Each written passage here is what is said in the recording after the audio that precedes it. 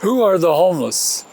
Let's meet them. 72-year-old Lester has been homeless about 10 years. Just got evicted from the house we were at because my girlfriend didn't pay the rent on time, and she went her way and I went mine, and that was a while ago. Before he was homeless, Aquan lived in foster care.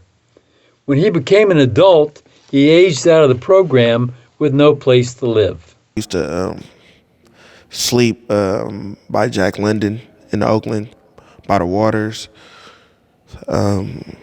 Sleeping in the car with my kids, hearing gunshots at night in Oakland. That wasn't the life that I didn't want it no more. Some of the homeless live in cars, like this elderly lady. She did not want to give us her name for privacy reasons. This is the first time I've ever been homeless and living in my car. Corinne, 57, has been homeless for 23 years. Well, due to a drug addiction that I had in the past, I got cleaned up, and then I was able to rent a room from somebody, and then that person ended up losing a home due to the father dying, so I had to move. Got a motel for a while, and then it got costly. I couldn't pay for it all the time. According to the February 2022 homeless census, there were 1,029 homeless people living in the Tri-City area. 160 lived in temporary homeless facilities, and 866 unhoused people lived in the streets, parks, tents, cars, vans, campers, and in abandoned buildings.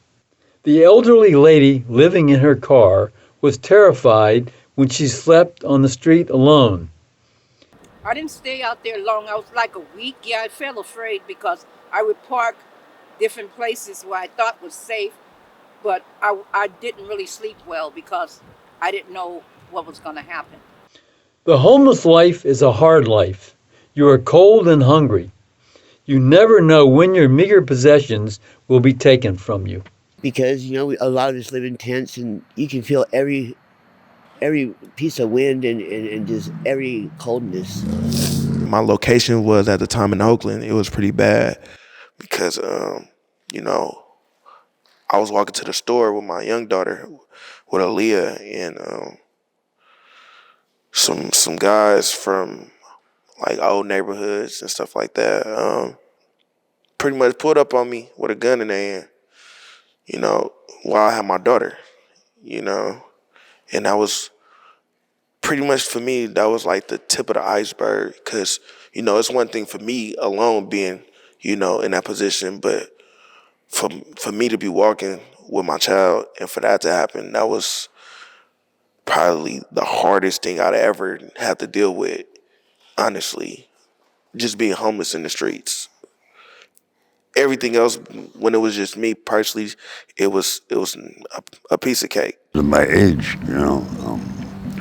we got evicted when I was like in my 50s, so, or wait, no, 60s, and I'm 72 now, so nobody's hiring my old ass.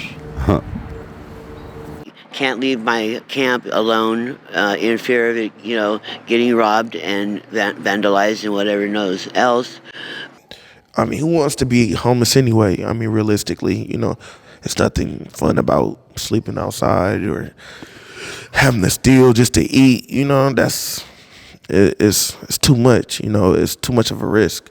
Everything is pretty much a risk because you don't have no money, no place to go. Only 5% of the homeless were from out of state.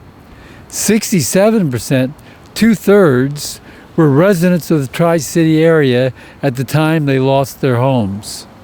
In part 2 of the Ohlone Tri-City News investigation into the unhoused, we will learn how some of the folks that we've talked with were able to move beyond homelessness through the intervention of local agencies.